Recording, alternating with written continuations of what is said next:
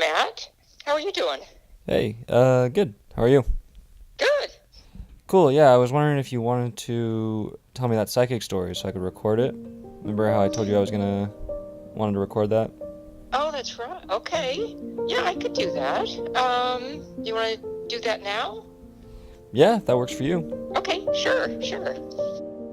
Well, it's a long time ago. Your dad and I had been married for maybe about a year or two, so I must have been about 28, something like that, and lived in San Francisco. And I can't remember how it happened, but somebody told me about a psychic, and I'm not really into that kind of stuff, and wasn't then, I'm not now. In San Francisco in those days, that was, there was a lot of new agey stuff going on, and I guess it's something you have to do once, maybe. So I went, and then at some point she said something like, "You've been a man for the last 13 lifetimes." And I thought, oh yeah, give me a break. And then she kind of got on a roll, and she said, "You should have a child. You should have a boy." As if I could order that, And I said, well, not kind of really. That's not the plan. I'm really not interested in having kids. And she goes, well, your husband, it'd be good for your husband. That you should do this.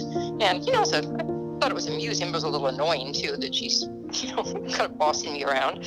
And I said, oh, okay, well, thanks. And she said, your husband will die when your son is 13. And I said, well, that does not sound real good. Again, I wasn't taking this real seriously. And she said, no, it'll be fine. And I said, well, that doesn't sound fine. And she said, no, it will. It'll be fine. I just thought it was the oddest thing in the world. Kind of gave me the creeps, but it was also just seemed absurd. So, there was no plan to have kids. I did not want to have kids, not an interest of mine. And when I was closer to 40, out of the blue, I felt sick, and I felt very sick. And within a week, I was kind of semi-conscious with a severe case of pneumonia in the hospital. And I actually thought that I could die. And I thought, if I live, I want to live differently, and I want a family, or at least a child. Obviously, I lived. I sold my business, and that was, the plan was you.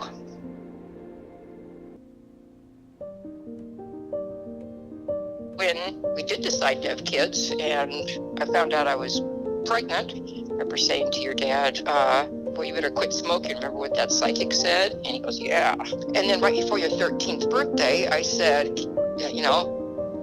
better be careful. Remember what that psychic said. And, I guess I felt a little uneasy, and he seemed to just think it was humorous. On January 31st, which was 2 weeks after your 13th birthday, your dad was on his annual golf trip with his golfing buddies in Arizona, and I got a phone call that he had had a cardiac arrest. He had died. And it was probably the worst day of my life, probably yours as well.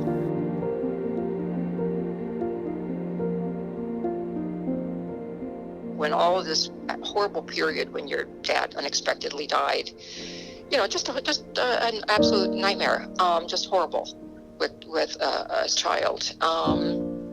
But one thing that made me actually was some consolation was remember that she said, yeah, your husband will die. The son's father will die when he's 13, but it'll be all right. Like cheerfully. And like she really believed it. And there's something about her saying that has come back to me over and over again that, that it's all right. So do you think she was right? It doesn't feel all okay. You're okay. You're a wonderful, healthy, well-adjusted, decent human being. But it still doesn't seem like it's all okay for a 13-year-old to lose their father. But in any event, hearing her say that, or in my memory, remembering her saying that, even though I don't believe in psychics, made me that has over the years made me feel better.